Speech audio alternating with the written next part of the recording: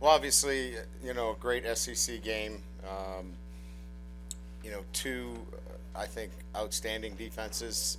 Ours was better in the second half. I think they had 6 possessions, and I think they punted, three times, and I know they had a field goal. We had the interception. I think one on down. So, just a classic, you know, battle of two really good defenses, and then you know, guys making plays in the second half. Jaden Daniels made a lot of plays for us in the second half.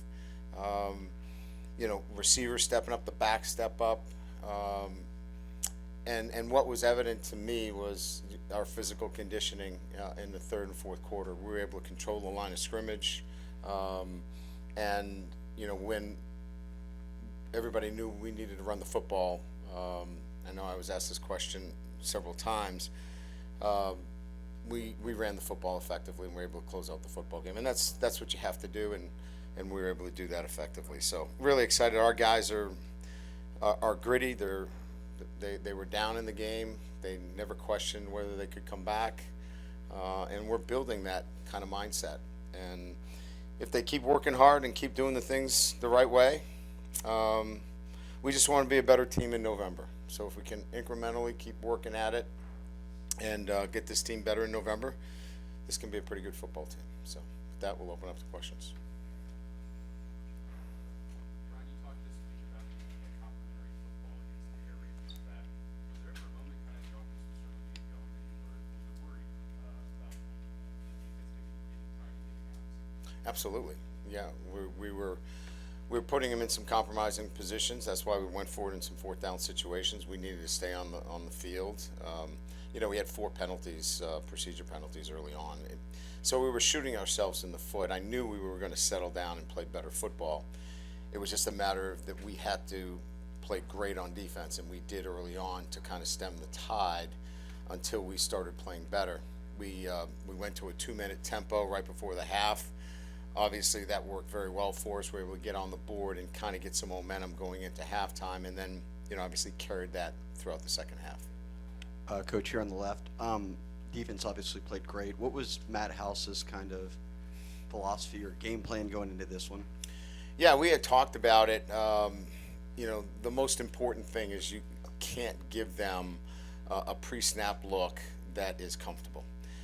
And I think our players did an incredible job of following through with a game plan that gave them a pre-snap look, and it changed post-snap. And that's the players being disciplined. That's mixing up calls. We played a lot of man on the back. We did not give them free dump offs to the back, which gets them in really favorable down and distance situations and forces them to execute the ball down the field, which they hadn't shown that they were going to push it vertically that far. So I think the kids did a great job of executing the game plan, and Matt did a great job with the staff of putting together the kind of disguises necessary to go against the air raid. Coach, we kind of saw the run game open up around the fourth quarter. Do you think the struggle with the run game in those first 3 quarters were due to, the offensive line just needing time to, mesh and get their reps in? It's a very good defense that we're playing. You saw there's a lot of movement, there's a lot of stunting, there's a lot of blitzing. We're playing 2 true freshmen at the tackles positions. I think that might be our third lineup change this year. So continuity is important on the offensive line. There's a lot of calls, so continuity is important. But I would say physical conditioning was really huge in the second half for us, and we were able to really move them off the ball late. Coach, talk about the adjustment you made in the second half. It seemed like y'all went to like a quick step drop with Jaden to get the ball out of his hands quicker. I mean, there's something y'all talked about at halftime or what? Yeah, so a couple of things. First of all, we went into some 7-man protection. We left the tight end in, some max protection. The ball came out quicker. There's no doubt about that. We wanted to make sure that we protected him. You also saw we sprinted out on some key situations, came up with some big plays in third down. We had another fourth down, which we didn't convert. The ball came out flat on one roll where we rolled left. But those were some of the adjustments we made. Defensively, it was no major adjustments. We played too trail and got a little too soft, got out of that. But everything else we kind of kept the same with our defensive structures. Hey, Coach, 7.5 minutes left to go in the game. You had a 1-point lead, 4th and 3 at their 34, and Jaden makes the big throw to Malik. What did you see on that play? What did that play mean in the victory today? Well, that was a huge play, obviously. They had been giving us enough man that on one side of the formation in the 2x2, we had a man beater. On the other side, we had a zone concept with the back. So we were going to flood a zone if it was zone or quarters, and on the other side, it was a one-on-one with Malik with a lot of field to work with. So Jaden did a really good job recognizing the man coverage, put the ball out there. The first couple of throws down the left side, he opened up. I reminded him that he was getting a little bit open and voiding his shoulders. He came back, tightened it up, threw a beautiful ball. Malik makes a nice catch. Hey, Coach, right up front. You kind of touched on it a little bit, but 2 true freshmen playing tackle and 2 sophomores playing guard for you guys. Just, I know penalties are something you want to get cleaned up, but just how would you assess the overall performance of those guys? Yeah, I mean, it's really good. I mean, some of the penalties were, we thought we had somebody in the neutral zone. They saw it differently. We had a tough day with the clock. That'll be a Monday meeting. So we'll see what happens there. So we had a clock that we thought was coming down, and then they move it back up. The guys were a little anxious. So we can fix those and clean those things up. But all in all, to have 2 true freshmen, 2 young guys, the 3rd starting lineup we have, I'm really pleased with what they did tonight. Brian, how far have you come in 13 days? I said this, I think, at the press conference. The one thing I know about this group for certain, and we're still trying to learn more about each other every day, is they're fighters. They'll fight.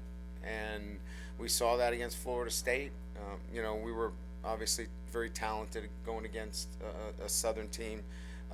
That probably wasn't a great glimpse, but I knew that they would fight tonight. The areas that we have to get better at is we have a standard of preparation that has to get better each and every week. And if we continue to work towards that standard of preparation, they're going to be pretty good. But it's going to take, it's not easy. And I think they're starting to believe that. Winning helps. So if we can continue on that realm, I think this team can continue to get better. Coach, the comfortability of Malik and Jaden, they seem like they have a connection there. Yeah, I mean, he likes finding them. We had a 3rd down situation where I don't know if you saw an overthrow where we had to settle for a field goal.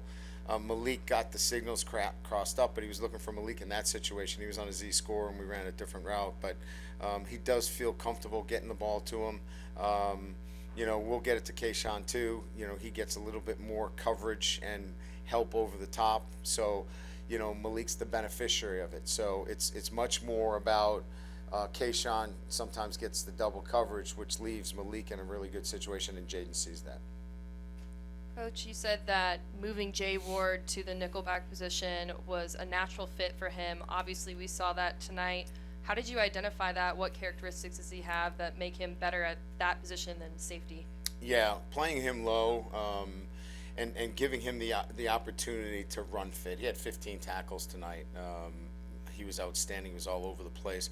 One of the things we were concerned was the ball getting outside. It got outside him one time where, he got a little over-aggressive, but he was all over the place. And it's just the position itself where he can be involved in the physicality instead of being a deep player in the middle of the field. That's really the difference between where he is now. Coach here in the back. Obviously a big credit to your defense tonight, but would you say that Roy falling on the muff punt would be the turning point of the game, or what's your perspective on that? Yeah, I mean, I think there are a number of different, things that we could look to. Jacques talked about the big 4th down conversion to Malik. I think, putting the game away, but that certainly was a momentum builder. I think the score right before the half was crucial. Getting something on the board and building momentum with the group so they had something where we could say, hey, we didn't play great on offense, but now we're right in it. So I think there are a number of moments that you could look to, but certainly, we got one back there, certainly. believe you started 0 for 8 on third downs tonight, then went 6 for 7. I know you got to credit the players, but what'd you see with the calls and kind of how you changed that third down game plan? Yeah, paralysis by analysis, maybe. Early on, we went faster. We kept 7-man protections, simplified it, maybe got a little too cute early on, and kept it a little bit simpler, moving forward in those third down conversions, and got the ball out quicker, and we got some run after the catch, instead of trying to get to the markers. Good. All right, thank you.